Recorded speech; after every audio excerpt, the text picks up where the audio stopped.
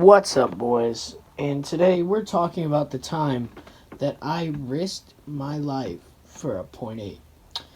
Now, I put my neck on the line a lot. Like, a lot. I put my neck on the line for, like, dumb shit, you know? Hold on. As I said, I put my neck on the line for stupid shit. For no reason. My homie says, he goes, "This is the time that I ducked the cops and risked my life for a point eight." So, my friend, let's paint the picture here. Okay, let's paint the picture here. My friend lives in a ghetto suburban neighborhood. So he's in the suburbs, but he's not in, like, the good suburbs. He's, like, in the hood suburbs. Like, the suburbs where people get shot every fucking day. Like, literally, on this particular night, I went over to my buddy, we're gonna call him Bill. I went over to my buddy Bill's house, right?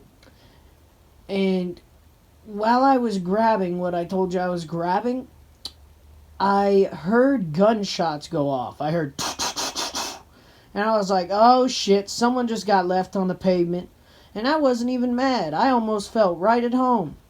I was like, oh shit, gunshots. Reminds me of the old days. Nah. But for real though, like, I heard gunshots in the distance.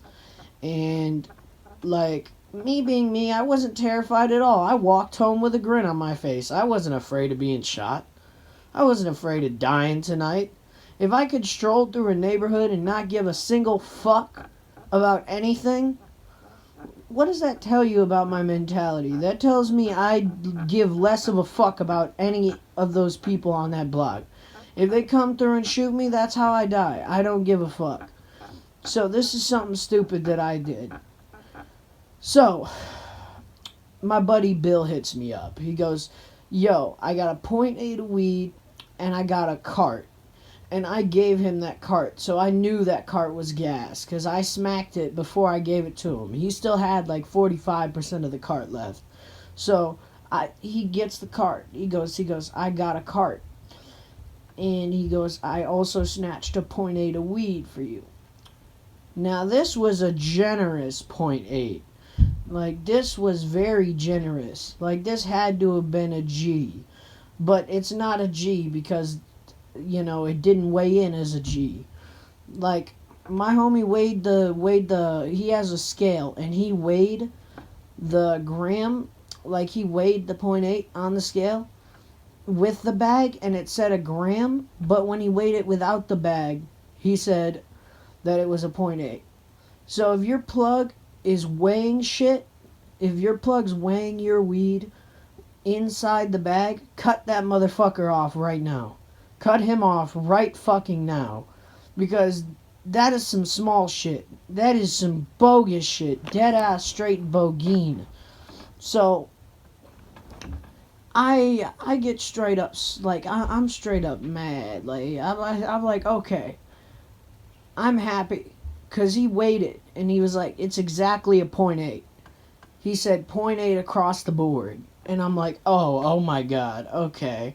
And then he showed me the fucking weed. It looked so good. In my eyes, like, at the time, in my eyes, it was worth dying for. I didn't have any weed at the time. I just ran out. I had to re-up. And he goes, yo, I got a .8. And the nugs are fat. Like, these bitches weren't normal. Like, them bitches were fat. And back when I smoked, like, that shit was the best to me. That shit, like, really got me through. So, these fat ass nugs. So I start the walk. I wait till 11 o'clock, 12 o'clock, 1 a.m. Soon as 11 o'clock hits, I start walking over. I walk past my Dollar Tree, and I go all the way to my homie Bill's house. And I'm making it sound like it's just a left, a right, a left, and a right. No. this is a long ass walk. Like, this shit takes you at least an hour to get from point A to point B. At least. That's if you're fucking running. But me, I just stroll, because I don't give a fuck. I wish someone would test me, just so I have an excuse to pull out a gun. Dead ass, just so I have an excuse. I wish someone would fucking shoot me, so I have an excuse to bust back. Because I swear to God, I am not afraid of these motherfuckers. Especially not in these neighborhoods. Because I know they're still from the burbs. They may be from the ghetto version of the burbs, but they're still from the burbs. So I'm still ready for this shit. I've been ready for this shit. I'm walking through the block. I'm not fucking pacing, speed walking, nothing. I'm fucking going on a stroll. And I stroll all the way over to my homie Bill's house. Now, out front of my homie Bill's house, it's really sketchy because they have a whole light, they have a dog, and they're in a duplex, so they have neighbors all in the same plot of land. Now, me being who I am, I hear this and I'm like, oh shit. So I play the sneak card. I throw down my whole entire deck. I throw everything I got into sneaking around the light. And later, I found out that this light is super sensitive and flicks on for no reason. So people don't even check it because the fucking light just flicks on no matter what happens. So I did all this sneaking and was shitting myself for no reason. I did all this sneaking for no reason. So my homie, my homie Bill, right? My homie Bill puts that .8 outside the window before I even show up. I text him. I'm like, yo, bro, I'm like 10 minutes away. Have it out for me. And he goes, alright, bet. So he loads me a bowl of the weed that that was already in there. And he didn't take it from the bag. So it was still a .8 in there. He took it from the bag that he gave me the .8 from. So he gave me a bowl pack. And then on top of the bowl pack, he was collecting his shit for like a month. Just snatching shit. So I had some mid, I had some exotic, some fucking normal shit. I had OG, I had a mix of shit. And I didn't know this. I just grabbed the bag and I took the cart hit and I put it in my bag. And then I dropped my homie Bill off his shit that I brought for him. I didn't bring much for Bill. I brought him some shit. I didn't bring him... I brought him like a bag of an empty bag of like a gram bag of weed. Like, I brought him an empty bag of that because it had Rick and Morty on it. And then a fucking... I thought he could sniff it because that shit still smelled like gas. And he doesn't have any more weed. His parents like caught him taking this eighth, but they didn't catch him taking the eighth because they're short. His parents are really short. So he thinks, oh, since my parents are short, there's no way that they'll see this eighth. So he puts it in the window, and his parents can't see the shit. His parents do not fucking know. They are fucking the definition of Helen Keller. Dumb, blind, deaf, and stupid. Like literally. I don't know what to tell you. I don't know what to fucking tell you. Literally the definition of Helen Keller. Like, they don't see anything. They don't hear anything. It's almost like I can just slide over to his house every fucking night and they won't even notice that I'm walking through their fucking yard. They don't notice, even when the leaves go and they hear the fucking crackling of the leaves. Oh, nah, that's probably just a raccoon scurrying around out there. Oh, that's probably just a fucking pit bull. That's probably just the dog that's always in the backyard. But there is one loophole. My homie David... or not David, what's his name? Bill. My homie Bill. God damn it. Why did I think of David? I haven't talked. Yeah, my homie Bill. pulls out the shit that he needs to pull out. And we do what we need to do. We make our exchange. And I start walking home, and this is where it gets frisky. This is where it gets really shady. I start walking home, and I'm taking a stroll, and I see cop cars. Mind you, this is 12 o'clock, because I left at 11. It is now 12. 12:20 to be exact. So I'm walking back home. And I remember, oh shit, there's a curfew. And I look over, and I'm stoned. And there's a cop car not even a mile down where I need to go. Now, me being me, I was like, okay, there's a cop car there. There's a cop car there. But there's not a cop car over here. So there was a straight street, and the cop was at the gas station. At 12:20 at fucking night at the gas station and sitting on the highway waiting for someone to speed or waiting for something to happen. So I knew instantly if I walked past this cop, there would be so many questions as to why I am out at 12 o'clock at night.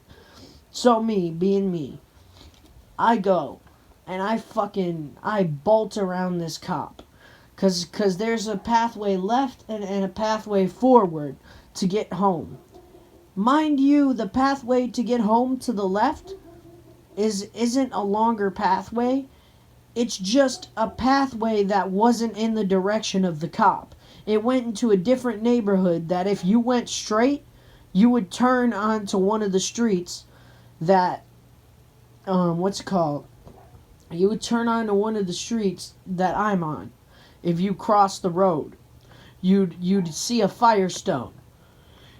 And you see this, and you're like, okay, so there's a tire place, there's the dollar store.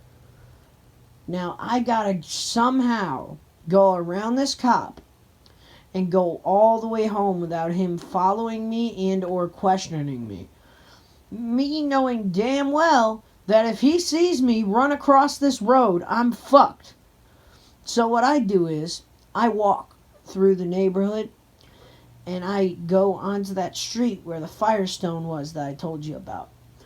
And I run across the street as fast as I can, and I go into the back of the Firestone. I go into the back, like behind the Firestone, and I walk the path behind the Firestone and the dollar store all the way until I turned onto my block and went my ass home. Now, I made that walk sound like it was so easy. That bitch was challenging. That cop was sitting there stalking, waiting. I knew what he was looking for. He was looking for a speeder, or he was looking for someone like me. A fucking straight up hoodlum walking around the fucking block with a bag of weed in his bag. Now, I hear this, and I fucking dash around him. I go left. And then I go left for like a few blocks, then I turn right onto the Firestone, run behind the Firestone, take a left, take a right, and then I walk 3 or 4 blocks down to where I need to be.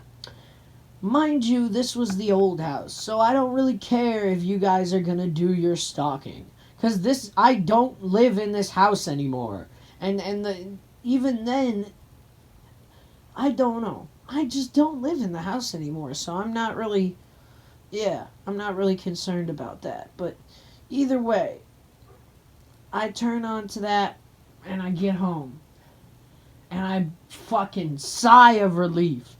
Because the cop doesn't follow me home. And I knew he didn't follow me home because I was watching what he was watching, what I was watching. So I was watching him look for people. I was watching him look for people.